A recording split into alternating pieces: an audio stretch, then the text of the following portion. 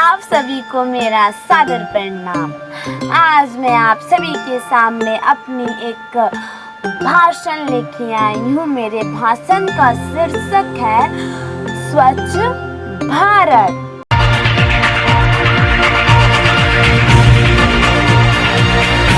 मुझे 3 रूप मिला है, भारतीय, नागरिक और युवा का। इन तीनों के प्रति जो भी जिम्मेदारी है मुझे उनकी परवाह होनी चाहिए।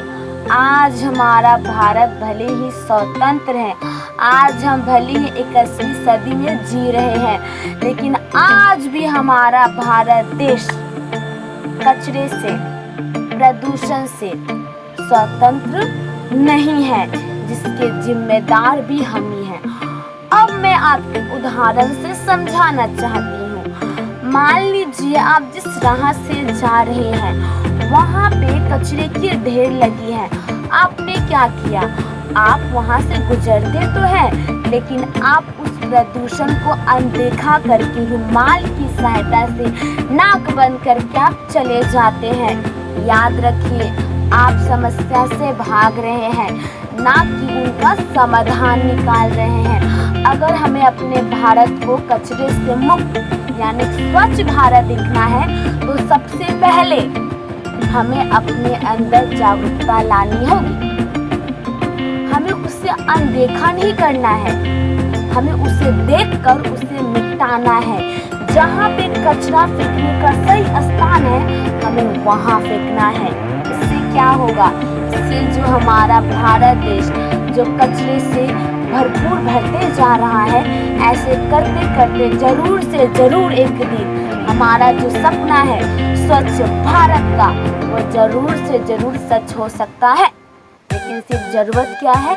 कोशिश करने की। आप समझते हैं कि अगर वो इंसान वहाँ जाके कचरा फेंक रहा है, अगर वही कचरे को सही जगह पे जहाँ पे कचरा फेंकने का स्थान है, अगर एक इंसान प्रयास करेगा तो दूसरा इंसान भी तो प्रयास करेगा, अगर दूसरा करेगा तो तीसरा, और ऐसे करते करते एक दिन हमारा भारत देश जरूर से जरूर इस बात को समझ सकता है।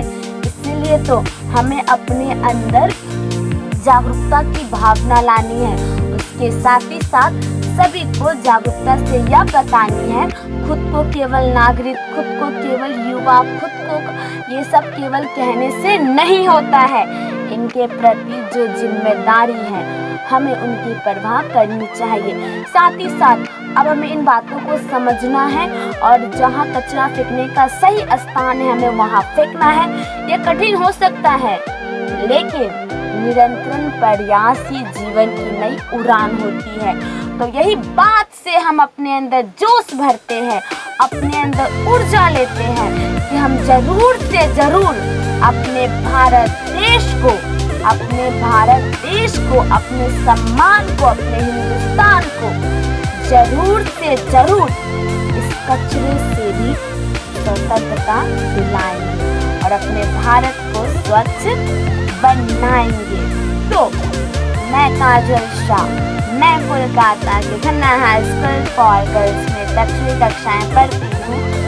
आप सभी के सामने मेरी छोटी सी भाषण प्रस्तुत थी।